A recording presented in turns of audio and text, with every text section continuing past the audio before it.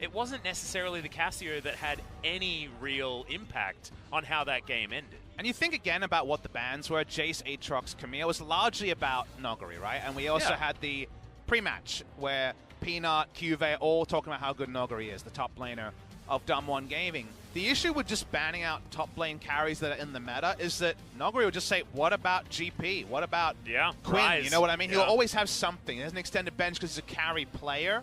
So I think it's much smarter to ban away other tools and take your focus away, and I think Gen.G have obliged. Jace maybe banned towards Noguri, but Galio and Cassiopeia, will Showmaker just jump on the Lissandra that didn't work, or will we see something different from the DAMWON mid lane? Yeah, certainly a few different options here for Showmaker. I personally want to see is Zoe up against LCK level opponents because he played it a hell of a lot in Challenger and had an absolutely disgusting win rate in KDA on that champion. And that's the fun thing if all the focus is on Showmaker is, what about 5th pick on the red side? Because that's the time when Showmaker can pull out a very impressive last pick. Now, DAMWON haven't been finding their victories from that ever since they played Katarina in that first game right at the start of Casper Cup, so we're not sure we're going to be seeing any Showmaker last picks, but with the Urgot taken in first round, the ambiguity will be extended for a little while. Yeah, Rakan, of course, was banned in second round by Gen.G in game number 1, but these aren't necessarily jumping off the page as crazy, like, first pickable champions on the DAMWON side. Aurelia, however, is certainly gigantic priority. I don't think we've seen her off the ban list so far today, and in fact, she was banned in game 1 and both games of our first series as well. Flex laners for Gen.G, 2-way flex on the Aurelia, 3-way flex on the Victor, and I think it's actually a pretty good time for Showmaker to lock in the Xayah. Xayah Rakan can go in against whatever hodgepodge lane it is, whether it's Victor bot lane or a more traditional AD carry, and does shave off some potential matchups that lose pretty hard to Xayah Rakan.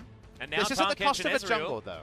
This is going to be at the cost of a jungle to the side of DAMWON Gaming. They will definitely take some jungle bans, you would imagine.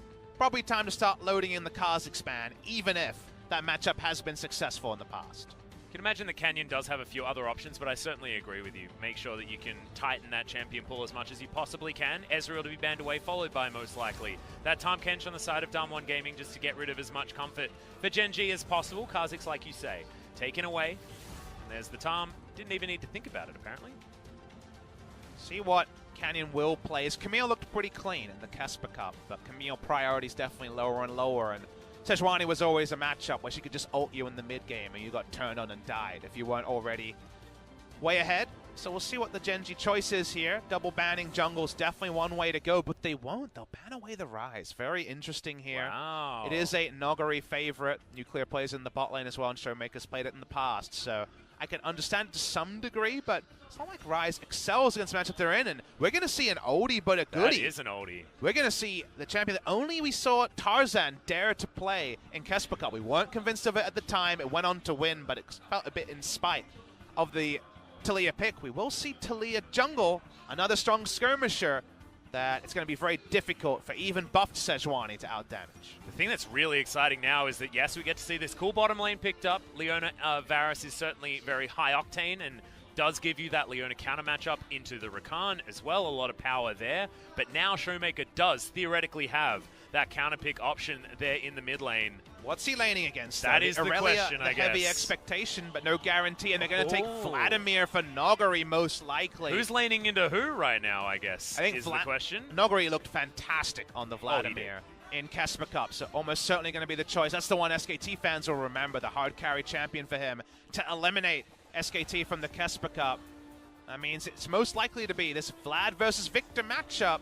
You don't feel great about it because Vlad gets his items, Victor doesn't have as much mobility. He's fast with the Q, but if your Q is ever not available, and if he takes a Ghost Flash, there's a possibility here with something in the Unsealed Spellbook, or Predator is taken by Noguri. Very hard not to be taken down the side lane, but that's the matchup Cuvee will have to contend with. Yeah, so many different options for the Vladimir. You can see that you're going up against a Vlad and still not have any idea how you're supposed to actually build out the opening kit for your champion. So excited to see what actually is going to eventuate from what Noguri decides to go with as far as Keystone and everything else. Klepto, will it actually be there for the Victor in a range versus range matchup? You'd assume probably, but still a lot of questions to be answered. And now the bottom lane, far more traditional, far more standard, not having to bring out any of the weird cheesy stuff, and you'd feel like that puts things in favor of Ruler and the incredible hard carry performances he's had in the past. I'm just not willing to cash in that check, Atlas. I know where you're coming from there, but I think of Vladimir versus this comp, and he dives in, and how are QV and Ruler going to min-max their damage when they're taking 3-4 item Vladimir AoE? They're probably kiting back. Aurelia's then alone in the backline. If the Vladimir gets to a certain item threshold, you do feel like Vlad could be the game breaker in this game. And compared to the Victor and the Varus, you definitely give the mobility advantage to Xayah, Rakan, Urgot, and their ability to maneuver away from some of those Gen.G threats. Yeah, and also, like, who you're maneuvering away from if there's a wall in the way as well. But here we are on the Summoner's Rift for game number 2. Let's hear what the fans have to say. Gen.G fans going to wait for DAMWON to try a chant, not going to hear it.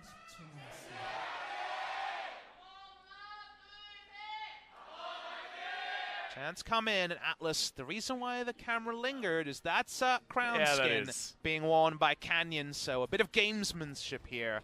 Crown has already gone on record and said he doesn't like seeing junglers use his skin, so he's already very much, you know, very opinionated about his Taliyah skin, but we're seeing it against Gen.G, and that's a fun thing. Yeah, we are only a Gnar and a Jarvan away from having all of them in this particular game. As I haven't checked out the bottom lane. Hoyt is not agreeing with you there. Yeah. He's decided to go to the Cosmic side. Thankfully, Nuclear is there with us, so we're fine. We'll have to wait. I don't know if I've ever seen the Samsung Galaxy bot lane skins be used by another Korean team just yet. Both of them at the same time. I haven't seen. We've seen one and the other. We've seen the mismatch, but well, we've definitely seen. Well, we've seen actually yes, the owners of the skin use it in the Asia Games. That was an exciting one. Watching the whole crew pick up the same team comp. And people around the world will be happy to see that's not a comet. That is going to be lethal tempo onto Ruler, so the much more standard auto attack Varus that theoretically should have a happier time in the late game. Yeah. Also should be able to scale into the mid game just fine as well if they can get the right fights for him as well. And you also say they held their bot lane for long enough that they have Leona versus Rakan considered a counter pick because the Zenith Blade follows through the battle dance and all the mobility that a Rakan has, and Ruler can outrange on trades and get some good harass in. So this is actually, once again, a strong 2v2 lane, but not to the degree that we saw in game number 1, and Gen.G couldn't turn that into a meaningful advantage, even though they had the Vel'Koz Varus counter picks to the Morgana. So given all of that, let's see what Canyon can make sense of this. He's level 2, but level 2 Taliyah is already a terror. Yep, a lot of wards available here on the side of DAMWON as well, so they were able to spot whether any wards have gone in very recently, and now he's going to make his way in. Is that seismic shove going to land? It is going to hit onto Life, who tries to get out. It isn't able to quite get in there. We do get the knock-up right on the edge as the last auto. Is it there? And no, it's going to be the Ignite, and Hoyt picks up first blood on the bottom side. Level 2 Taliyah damaged champions wasn't nerfed, and that means the champion goes down. So much patience. There was a Jaws-like moment as we were waiting for anyone to show something, but Hoyt only revealed himself after the W was already on the ground and revealed. Really nice timings and understanding of damage output from DAMWON. And also juking out the Zenith Blade that would have saved Life's life as well was really beautiful. Life goes down, not overkill by much in this case, but taken down. Nice gank timing, and Canyon was so patient, he was level 2 and chilled for 20 seconds, waiting for the right moment to strike. And wait for it, he did. Found it as well. So DAMWON now with a slight lead in this early game. Gen.G are going to jump on the fact that he was spotted. Bottom side, Peanut should be able to get rid of his chickens, but it looks like that trade is going to happen on both sides. Canyon's still definitely very happy with how that one worked out. Happy enough to trade camps.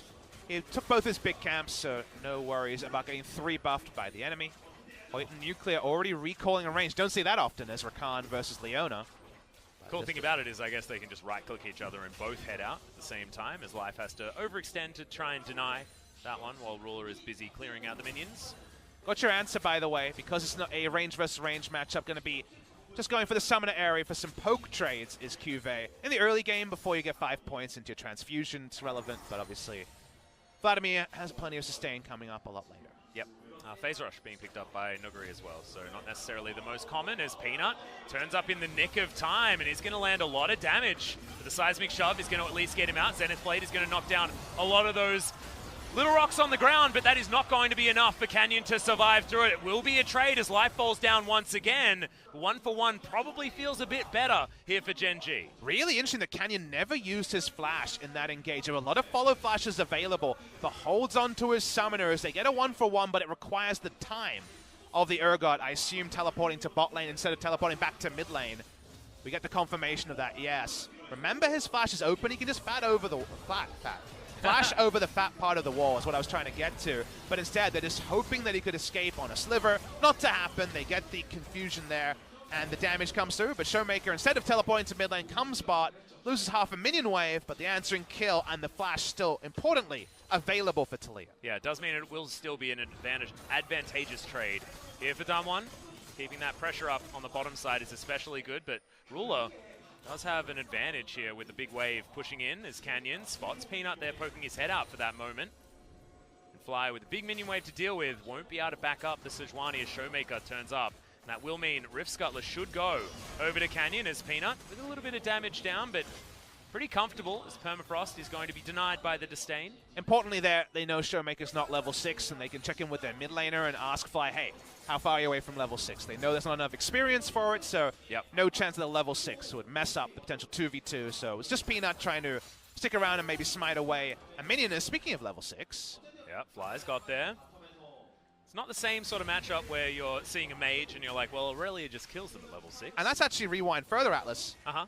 It's not really a Fly champion, because it's Fly on Aurelia, kind of like when Crown was attempting to play some of these champions at Worlds and looking a step away. Fly is Aurelian Soul. Fly is a Zoe player. But when it comes to things that play 4 lane rather than dodge lane, he struggled on champions like that before. You definitely don't think of him as an assassin player, even though he's had some LeBlanc games in the past. So given that, we still have to remain to be convinced a little bit that he can be as clean as some of our other Aurelia players will be over the course of LCK Spring. And right now he has a bit of a smorgasbord of items as well as he's heading towards the Phage. And the Sheen wants to probably get the Sheen as quickly as possible, but couldn't quite afford it. So not feeling the strongest right now on the Aurelia until that item does come in. Showmaker very, very comfortable now. Very even on CS though in the mid lane, top lane.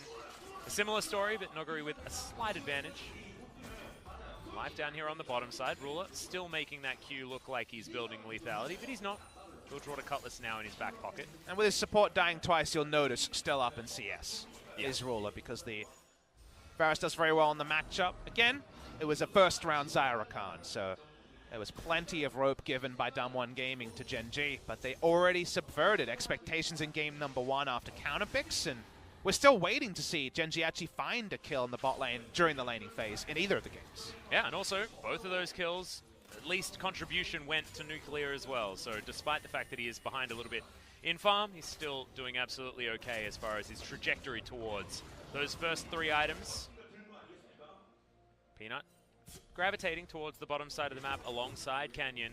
Good jungler sense for both of these guys to realize where everyone is. Control ward at the back of the pit here will be cleaned out, or at least noted by DAMWON. Side control would be a pretty big thing for DAMWON to evolve, because then Canyon has the global to be able to threaten. Wait, unfortunately, Korean caster reaction there was enough. It was. Don't Peanut's worry, coming he in auto-attacked anyway. him. Now, what is that? I think that's a visual bug. Man, yes, it is. that was an epic visual bug. Yeah, that looked like Peanut had a Kha'Zix ult that didn't quite exist. Because that looked like, well, my AD it. carry missed his ult, so I'm giving up my life. GG. Yep. But no, just a visual bug, guys. On our end, the players did not have to survive through that one. I think that's because Peanut didn't put in like a different command for quite some time or something like that. As Canyon, he might need to be worried at this point in time. Half of his health bar taken away, but Peanut, not a lot of follow-up. Yeah, we see it most often with Shelly. The Rift Herald is the one, and because Sion. it has very fixed movement commands that looks really wonky, and it seems like Sejuani somehow that was definitely the longest one I've ever seen. It was. Because it was like 6 seconds. Yeah, and he's just chilling behind. Okay. Well, you know who's anyway, not chilling?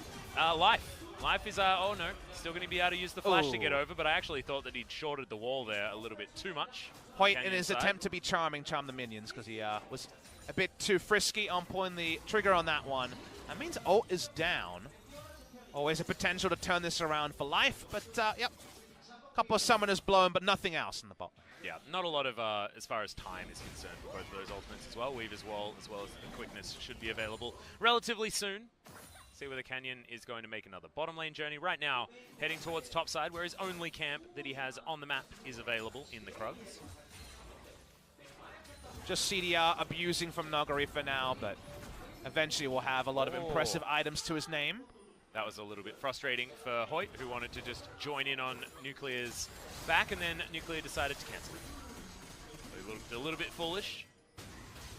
There's Nogari. Okay, it's found Cuvee. Not a lot of mana here on the Victor. Yeah, Cuvee dropped the ult to push it, and then Nogari tanked up the minion wave, so that frustrated Cuvee. That's what it's always about. We've had it as early as Reginald's level 1 ignites on Annie mid lane. It's all about lane control, baby, and whether you do that by ulting or zoning out the enemy. Cuvee wanted to push, and Nogari said no thank you. Yep. When it came to, I think, Chaos Storming minion waves, I think Doinby is the one that did it actually every time he hit level 6. He was the first to do it, for sure. Yeah. That was always the meme when I was watching your LPL cast in the breaks of my LCK games. Yep. Good times. There's Hoyt. Grand exits that Tri-Brush, but so much vision available here for DAMWON. Very comfortable on the bottom side, which is certainly the danger zone when it comes to anyone facing off against Gen.G. Ruler, so strong in the laning phase, especially on a champion that's able to command so much respect like this Varus. In a game where the jungle matchup's been a lot more even than it proved to be in game number 1, do remember that you're kind of going camp for camp here. Talia doesn't obliterate people's farm numbers anymore from the jungle because they nerfed her clear speed. Yeah. And because of that, if we come in with equal gold Sejuani and Talia in the late game, you pretty much take Sejuani 9 times out of 10, barring an amazing play with the ult or maybe even the W. So given that, the reliability of Peanut's role in this game is kind of ironclad. It's basically 100%. Meanwhile, for Canyon, you have to be creative to make the Talia work. You have to really use all of her abilities to its maximum, and there's no guarantee right now, 11 minutes into the game, that a 2v2 skirmish involving junglers is won by the team with Talia. Well, at the moment, Peanut's looking for a bit of a gank here towards the bottom side of the map, and Talia is off the map right now. Darkseal was purchased here by Canyon as he goes for a little bit of a back, but already had that Runic Echoes completed. So now, once again, it's Peanut's chance, and here's the Wombo combo. I thought there might have been a Rakan there, but I could have also been wrong, Papa. That's what you do when you have the Leona against Rakan. Just kill the Rakan whenever he walks up. He was sitting in vision. Nogari on the top side going 50-50 on this trade. No summoner advantage here, so no chance of a solo kill. But there's a good news story. The counter picks are finally leading to kills in the bot side. Rulers Play the Ruin King will be finished very soon. So this time at least, there are no Infernal Drakes to go begging for DAMWON. That looked possible a few minutes ago when Talia was getting some good moments in. Now that bot lane is losing 2v2, things getting a bit cleaner for the side of Gen.G. Yep. Nuclear a little bit too far up here as Hoyt coming down doing the same thing, but here's the replay. Nuclear had been spotting the ward there for a long time, but then stepped out of the brush. And so Hoyt was not to know that there was now a ward in there. Could have expected it, but didn't know for sure. And well, all the buttons were pressed and someone was dead. Yes. And that CC bar that we always look out for in moments like that, yeah, it was very white for the entire time. So people sometimes ask, what is the CC bar? It's above, actually. The traditional bars you look at, the first one, we call it the chocolate bar, it's the health bar. Below that's the mana bar. Above it's the CC bar. It's in white. Let's wait for it. There it is. It's just where the name was a second ago is Hoyt. Yeah, thanks, Hoyt, for getting CC'd for us so that we could at least have a look at what the I coordinated that with Hoyt before the game. Don't worry about it. Got it. I just said 13:28. That's when you need to face check and show us the CC bar. Well, have you coordinated this top lane dive? As Cuvee might be a little bit surprised about this one as Canyon just steps up. There's a gravity field there, and look at that burst damage. Just amazing. And Nogari picked up the turret aggro, and he's got a sanguine pool to get out of it. Feels like we're watching synchronized swimming, and we're holding up 10 boards right there, because that was that was super clean from Nogari. Didn't actually have ult to begin it, and then it actually ended up being overkill, because Victor's still very squishy. The Hemoplate goes down. Cuvee follows up pretty quickly. That does mean they know jungle is topside, though, and we're going to see an Infernal for Rift Herald trade between the two teams. Yep, Peanut knows that he's been spotted there as well as the ward just died, but nothing really going to be done about it because this Rift Herald will be the trade that's accepted by DAMWON. Not a lot that Gen.G can do about it. So Showmaker here in the mid lane as we check in on the CS. Fly certainly doing a great job there, but hasn't been able to bully the Urgot around or anything like that, despite the fact that that Trinity Force has been gained.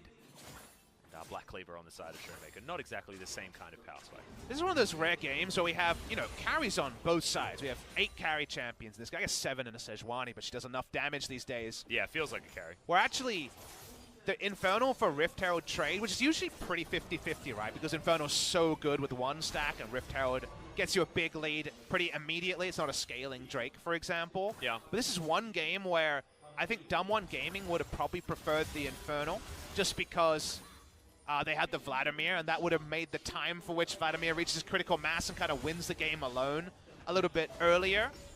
But I don't feel like the Infernal, let's say there's no counter Infernal for DAMWON, I feel like it's not enough to nudge Gen.G meaningfully ahead like it would be in other games, just because Vlad is going to be such a monster if he keeps up his CS. And at 156, 20 CS up in his lane, Nogari's definitely, the forecast is cloudy for the 5v5 team fighting for Gen.G later. And being ahead of the clock at 15 minutes is no mean feat as well, especially with just the amount of minions that are there. He has not missed many of them, Papa. As Chaos Storm going to be utilized once again from Cuvée, he's been feeling the pressure like crazy on the top side. Down almost 30 CS, and Nogari now doing his best singed impression on the top side. He's proxying the wave, and right now, Peanut hasn't walked up to ult just yet. They don't have deep vision. Very smart lane control ward. Makes us play way harder. If you have lane vision spotting if the jungler is behind the turret, Peanut goes in instantly. But because the double control ward is there, they get the chunk out. Nuclear will now have to move back, but they're sending more members. How long can DAMWON keep this turret up while Vladimir grows his lead top? It's actually very cute that they were able to get the Rift Scuttler as well as clear out vision and let them know what was going on so that Nuclear could get that wave. And yes, first turret goes down on the top side of the map. Solo gold, baby. Yeah, this Vladimir is already in terrifying scenarios. Level 12. We normally talk about level 9 as being the time where it's really time to respect the dude, but obviously that time has been and gone, and Cuvée has been chaos storming minion waves ever since. And DAMWON, now they show the respect and say, all right, we got what we wanted. We don't need to stay bot lane for an extra minion wave on our AD carry. This play was to guarantee Vlad solo gold. We got it, we get out. Vladimir holds this game in its hands, it feels like. And speaking of Vladimir, well, he is going to make his way into the mid lane. Are they just going to try and guarantee the outer turret is the question. Gravity Field comes in. Now the Wombo comes down, but Hoyt gets out of the way with a really nice battle dance, and all they're going to get is that turret. But they're not going to lose anyone else. Nicely done here from DAMWON as Peanut gets seismically shoved back, but otherwise he's okay. And that means Leona and Sejuani ult on cooldown for no gain, a net loss in fact. Yeah. DAMWON Gaming can back away. The deep vision that right now making this warding play as Hoyt is suicide, because Hoyt gets seen by Peanut. He says thank you very much, ults him, and of course we know how squishy Rakan is. Instead, Hoyt can go for a very deep vision mission, and in fact, they're boar hunting. They got lots of people here, and the boar is looking mighty fine at this point in time. Feel like I've had wild boar. It is delicious. I've read a lot of Asterix comics, okay? I understand how a wild boar looks. I don't know what it tastes like, but damn, it looks tasty. I mean, that's actually the... See, we actually got the synergy going here, because I was a huge Asterix fan myself. Yeah.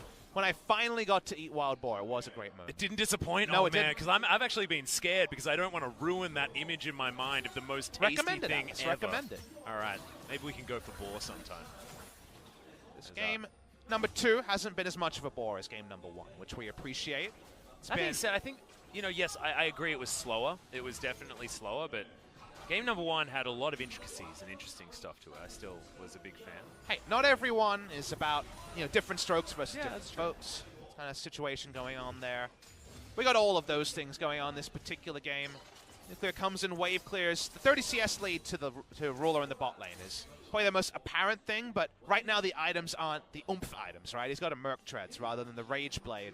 Yeah. Maybe the Rage Blade timing and utilizing that to its maximum is what we really have to inspect from Gen.G, because Nogari, look at those items. Yeah.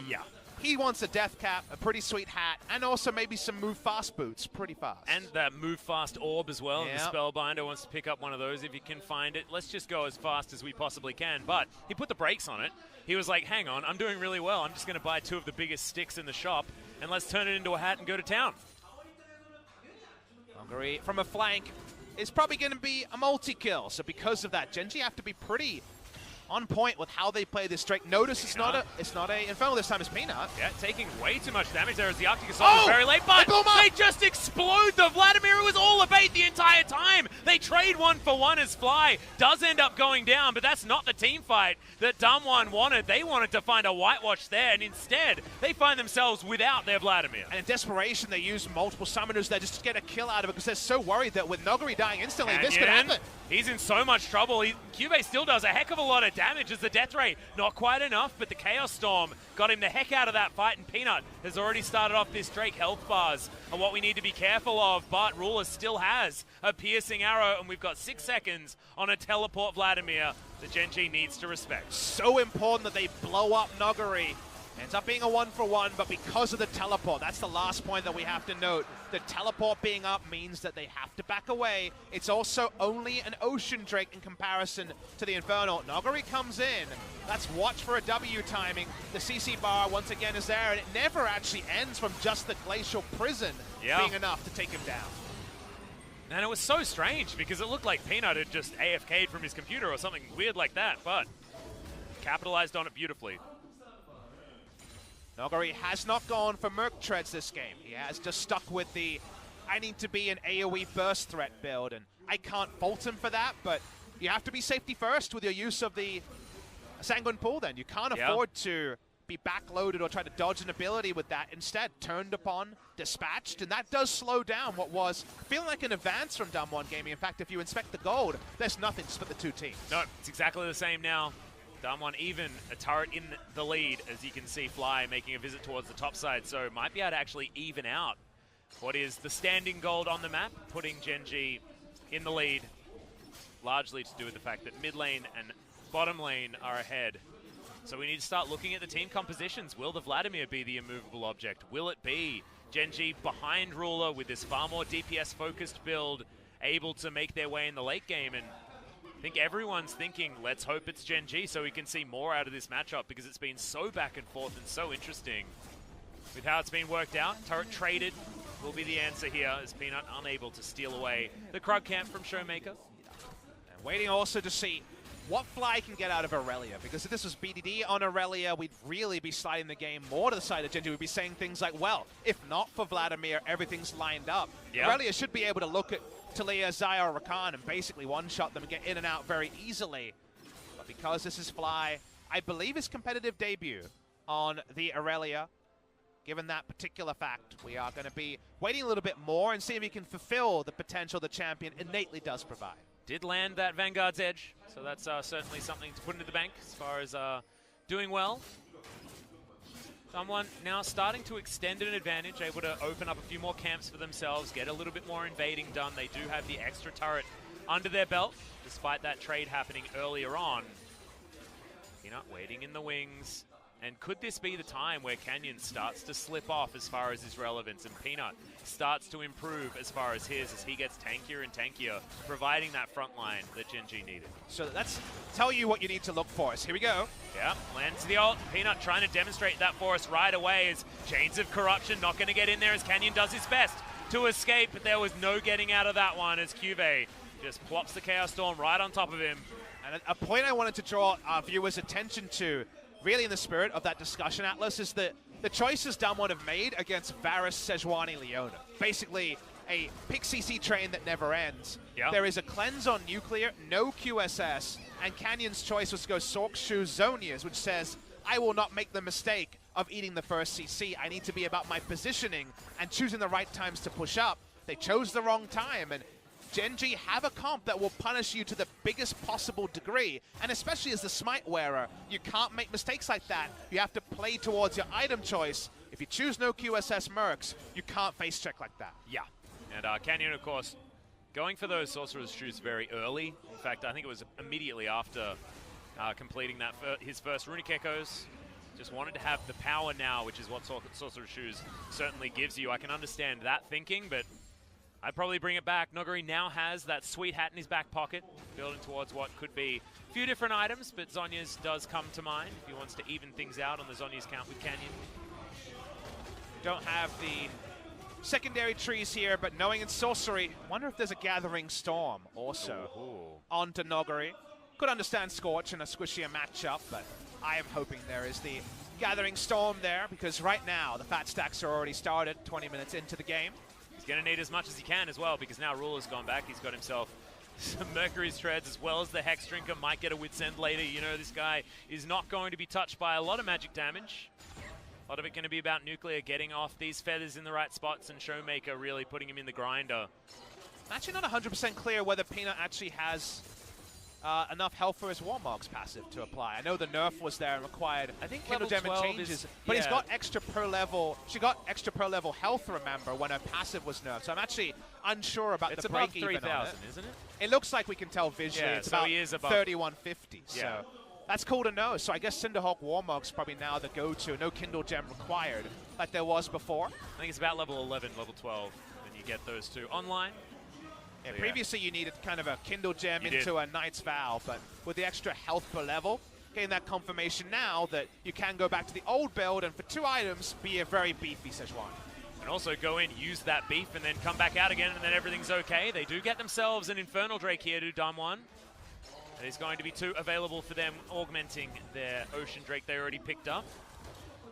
Still in some control, still able to push this one forward, but the gold is in favor of Gen.G. Can DAMWON find the fights that they're looking for? They're looking for it now as in goes the quickness. Grand entrance there, but Ruler does have the flash to get him out. The weave as well, the Vanguard's Edge. Massive damage coming in from Fly, but Life is getting taken down. The Vladimir is still gigantic, and the Aurelia is going to fall. Crimson Rush not there, but the Chaos Storm is going to fall down. It's a 1-for-1, another Grand entrance, but Hoyt has to get himself out of there, so brittle.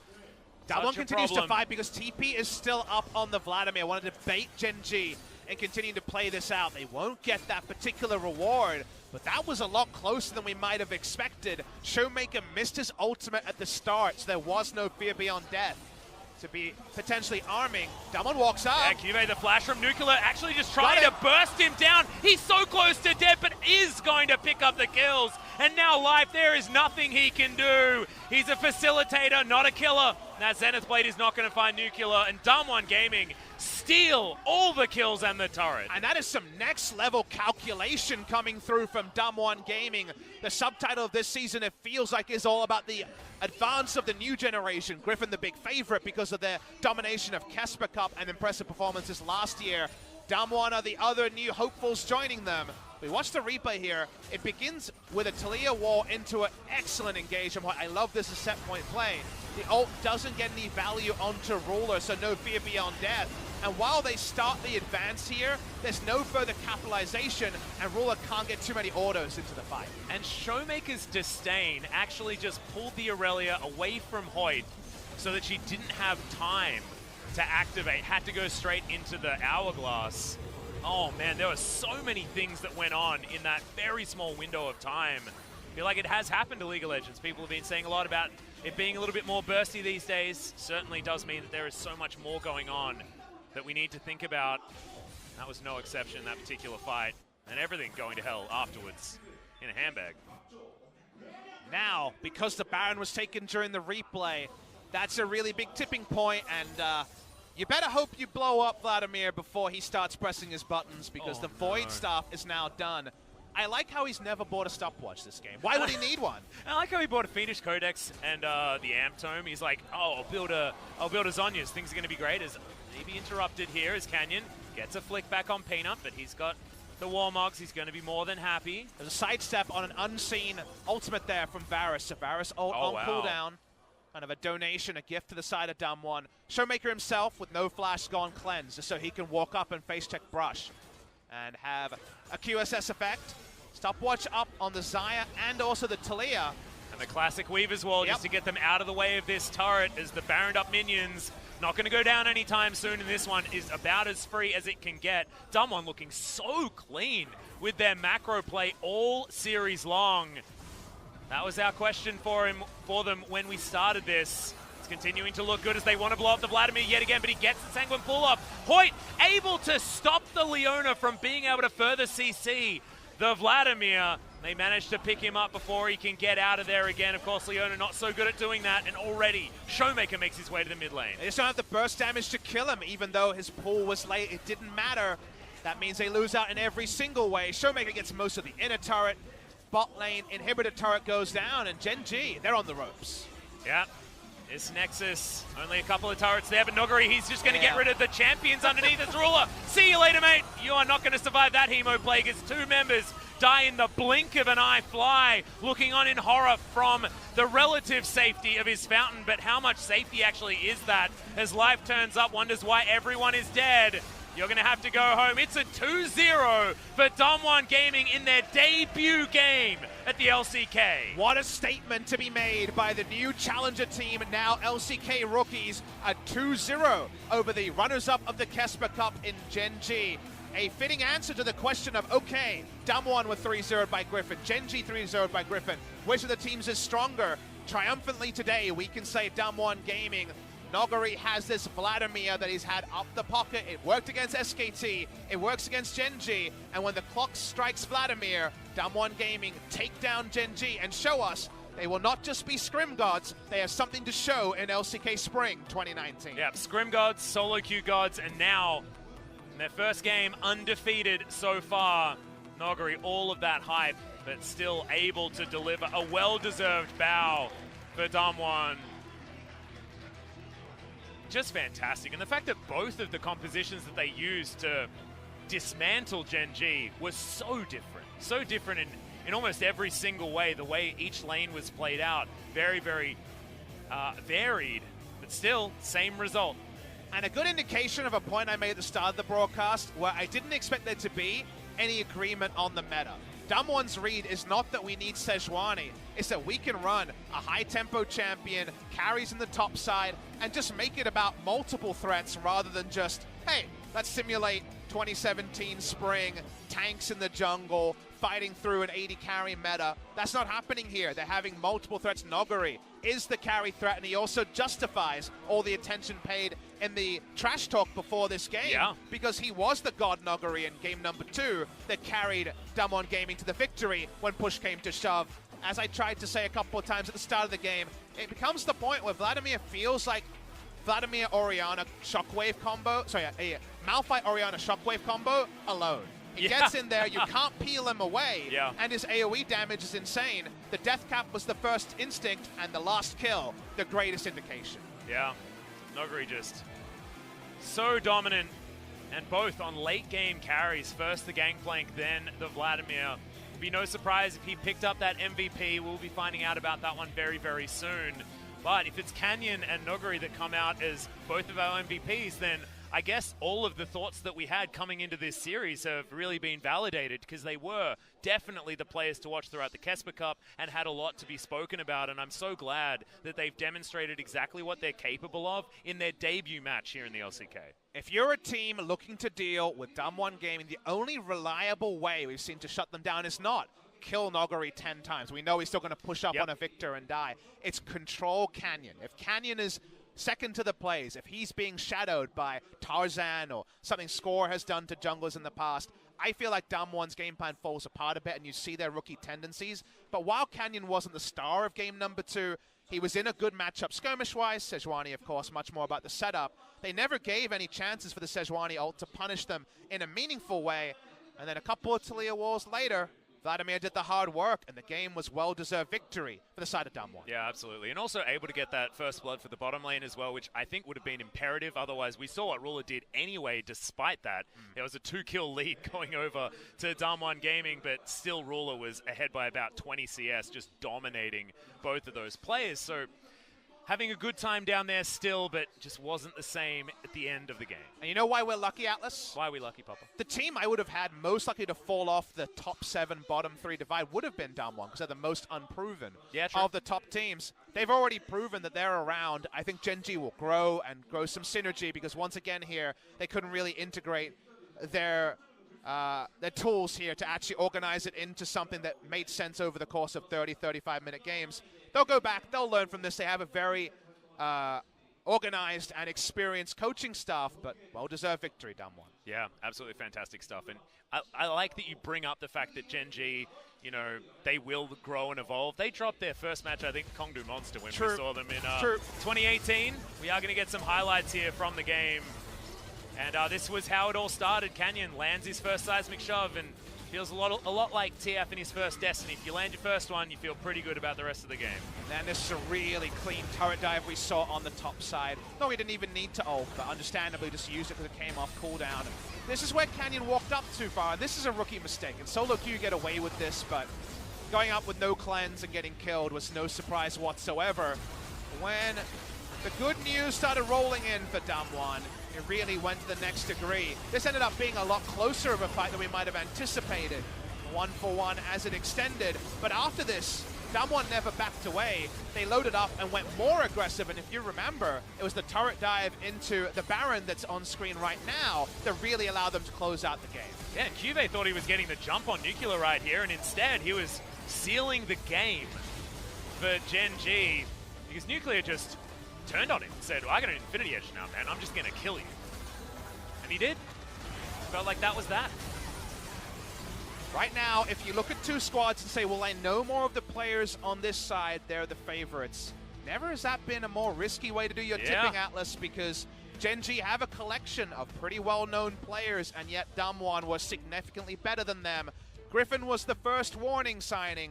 DAMWON is the second. The new generation is here, and it proved far too good for the side of Gen.G. And I feel like we've got almost the same damage graphs. We've got one champion doing bogus damage on the side of Gen.G, but not finding the victory, and then DAMWON, all fairly level, fairly similar, playing as a unit, take people down when it counted.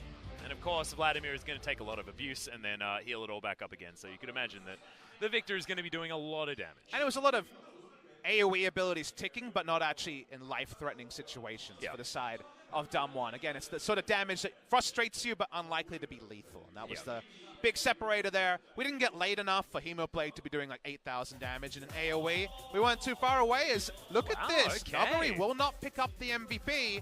And it's going to be actually Nuclear who the voters prefer. 75% kill participation, but did not die. And that last pick onto Cuvée did lead to the match-winning moment for the side of DAMWON game. It did certainly start the avalanche that was DAMWON at the end of that game. However, I think due to his laning phase, I wouldn't have necessarily given it to him. You guys are wondering, in the Riot system, it's no cost to votes for us. There's a panel of people that are put together to be the brains trust. We get to be the judges. We get to be the peanut gallery, literally, not just talking about the player and laugh and compliment choices as we see fit. I don't know if there was a fear beyond death in this game, but it didn't matter. I didn't really see one land. That is definitely true. A lot of flash disdains, though, coming in from Showmaker, who was able to utilize that very, very nicely. Life, we know, wasn't able to make his way out of that one either, and that meant Baron, that meant game. Really cool. I just want to see more DAMWON. Kind of when Griffin took their first 4 victories in LCK Summer, like, okay, we need to see them against the best teams. I just need to see a full round robin from DAMWON to see what sort of teams they reliably beat and what sort of teams they struggle against. Exactly right, but I want to hear an MVP interview, so we are going to throw it over to Ji-sun to get some translation. Thank you very much. This is Ji-sun with your interview translation, and we're going to be joined by Canyon and Nuclear from DAMWON Gaming, picking up a 2-2-0 victory today. So it was your first LCK game. How was it? It was better than I expected, so I'm really satisfied. 아주 흐뭇한 표정으로 말씀을 해주셨는데요. I can see that you're really happy. 올라서 실제로 경기를 해보니까 마음가짐이 많이 달랐나요? Mindset did you have in mind before going into games? 캐스파컵 때 제가 한번 뛰어봐서 During 좀 the Caspa 적응이 Cup, 된 I 것 did 같아요. have some experience on stage, so I wasn't really that nervous. 캐스파컵 때 담원이 좋은 모습을 보여줘서 A lot of fans were expecting a 스프링까지 lot from 이어지지 않을까 DAMWON since 생각을 you guys were 했는데 performing so 팀 great 분위기가 at Caspa 계속해서 Cup. 좋았던 거죠? 팀 And 분위기는 you know, 뭐 yeah, our 항상 atmosphere is 좋기 always 때문에 good is always 좋은 것 good, 같아요. and I think we're all ready 두 to 번째 go 경기 through the rest of the MVP LCK. 차지하신 뉴클리어 선수 소감 한 And let's 말씀 move 먼저 on to 부탁드립니다. Nuclear, the MVP of the game too. LCK 오랜만에 무대 서게 됐는데 It has been a while 첫 for me 경기 to perform 이제 at LCK. 이기게 돼가지고 다음 I'm really 경기까지 happy 기세 to pick up the 타서 또 first 좋은 victory 경기 할 for 수 me. 있을 것 같아서 And I think this is 되게 a good 기분이 signal for 좋아요. me to pick up 첫 another 상대가 victory 룰러 in the 박재혁 upcoming matchups. 선수였어요. 좀 부담되지는 않으셨나요? Wasn't facing Ruler in 지금 bot 아무래도 lane 국대 a big 원딜이라는 pressure for 별명이 you? 있을 정도로 되게 잘하시고 I mean, he's 폼도 the 되게 number 1 AD 좋으신데 carry in Korea. He 그래서 was the country representative, 부담감이라기보다는 but 뭔가 actually there was 이 nothing like 경기 a pressure, 이기면은 but 우리가 더 I 기세 felt like 타겠다 약간 그런 if we 생각을 just 했던 can 것 get 같아요. over this, I 아마 think it 룰러 will be a 선수 really 만날 good chance 거라고 for us for the rest of the 예상하셨을 split. 텐데 특별히 룰러 선수 상대로 Did you 연습을 prepare 하시거나 anything 준비하신 게 special 있으신가요? to bring any special cards to bring against ruler? 세기 때문에 그 I know 센 both of the 바텀 라인을 Gen.G 어떻게 bot 하면 좀 duos are 봉쇄할 so 수 strong in laning 하면서 phase, 플레이할 수 so 있을까 I just 그거를 wanted to 좀 avoid 생각했던 것 letting 같아요. them play those 네, aggressive 역시 plays. 대비가 되어 있었던 걸로 생각을 하겠습니다. 자, 그럼 다시 캐니언 선수께 여쭤볼게요. back to Canyon. 저는 궁극기인 은신을 활용해서 이렇게 뒤로 Your 돌아가는 ultimate 모습이 was so 너무너무 perfect, always catching the 인상적이었어요. back line. 그때 와드를 지우지 않으셨는데 You didn't 일부러 get 지우지 rid of the 않으신 ward. 거죠? Was that 네, on your 이게 purpose? 와드를 안 지으면 좀 뭐라 해야 되지? 상대가 방심하는 Yeah. 그게 If I don't get rid of the 좀 나올 ward, 수 있는 the 확률이 opponent 있어서 might be 그러니까 kind of be a little bit less 그렇게 alert. 해서 그냥 안 지었어요. 네, 그때 그런 상황을 팀원들과 다 이미 약속이 Was that 되어 all 있었던 건가요? planned, or it 팀원들은 다 was 알고 있었나요? your own play? 그냥 각 보면 좀 간다고 Well, I just saw the 하고 angle 그냥 coming, so I just went 그렇게 in. 열리는 것 같아. 안타가. 그러면 특별히 미리 약속하는 거 So 없이 it wasn't 나 a 지금 planned 간다 play, 하고 right? 한타 열리고 네. 좋은 결과를 내고 네, 그런 네. 식으로 하는 것 같아요. 그럼 뉴클리어 선수 And moving on to 이런 게 Nuclear. 바로 담원 게이밍의 힘이 아닐까 싶은데 Is that why 사실 Damwon is so 스크림의 perfect? 패왕이다 이런 Everyone 말까지 has 있잖아요. been saying that 스크림을 잘하는 방법 Damwon is the scream 뭐가 god. 있을까요? 아무래도 What are your tricks? 저희 코치진 분들께서 Our coaching staff, 저희한테 최대한 부담을 안 they are 주시려고 doing their 노력하고 best 또 to get rid 그만큼 of the 좋은 pressure on our 뱀픽도 shoulders. 여러 가지 They 방면으로 always 신경을 come up 많이 with the best 써주시기 draft 때문에 and also 그런 게 좀 all 큰 their 것 같아요. things 아무래도 outside the 마음가짐도 되게 games. 편한 게 가장 플레이할 수 So I think 있는데 we are feeling 가장 really comfortable 편안한 about 길이 preparing 아닌가 all the 싶어요. matches. 뱀픽 얘기가 나와서 말인데 사실 So moving on to 자야라칸을 draft. 픽하고 나서 카운터인 레오나가 나왔단 말이에요. Well, 좀 actually, Gen.G 상관없다 brought 생각하셨나요? Leona, which is a 저희가 counter pick for Zaya and Rakan. SKT 상대로도 SK 바텀도 세고 젠지 바텀도 다 세다고 So 생각해서 SKT, their bot duos are strong, and 그런 Gen.G, their bot duos are 픽들을 strong. So 스크림에서 실험을 많이 해봤는데 we have tried a lot of different 그 experiments 구도를 during the 했을 scrims, 때 아무래도 저희가 자신 있는 매치업이었던 and 것 that 같아요. was the most 이미 confident 또 대비가 되어 있었던 composition that 담원 we are 게이밍으로. feeling most comfortable with. 캐니언 선수 아무래도 첫 경기에서 젠지라는 캐니언. 강한 상대를 만났기 It wasn't 때문에 an easy 마음이 match 부담이 조금 facing 있었을 a 것 big 같아요. favorite, Gen.G. 어땠나요? How was it? 저는 우리 팀이 다 잘하는 걸 알기 I know 때문에 that all my teammates are so 그렇게까지 good. 긴장 안 했고 I wasn't really nervous. 살짝 긴장 Maybe just a 하긴 little 한것 bit. 같아요. 네, 뉴클리어 선수는 What 개인적으로 about you, 캐니언 선수에 Nuclear? 대해서 믿음직하다고 생각을 Do you 하시나요? trust Canyon a lot? 아무래도 신인이고 막내다 보니까 Well, he's the youngest 좀 player. He's 철없는 a 부분이 rookie. 있긴 한데 So 그래도 sometimes he's a little bit silly or 믿음직한 really 것 같아요. childish, 되게 but 연습 때도 I do 잘하고 trust 경기 him. 때도 잘하고 네, 많이 네. 믿고 있어요. 이렇게 듬직한 캐니언 선수가 철없는 부분이 있다고. Why 하나 did you 말씀해 주실 수 find him 있으신가요? childish? 아무래도 이제 연습하거나 숙소 During the 생활을 할 practice 때 or at our gaming house? 숙소 생활할 때 이제 막내다 보니까 Well, he's the youngest member, 가끔씩 so 뭐 막내로서 해야 할 부분들을 안 할 때도 많고 he doesn't 그런 뭐 do 사적인 부분 things that he 그런 has to do 부분들. as the youngest 알겠습니다. person in our 하지만 team, 경기할 but that's a little 때만큼은 bit private, so I'm not gonna make it 같은 모습을 specific. 보여주는 캐니언 선수입니다.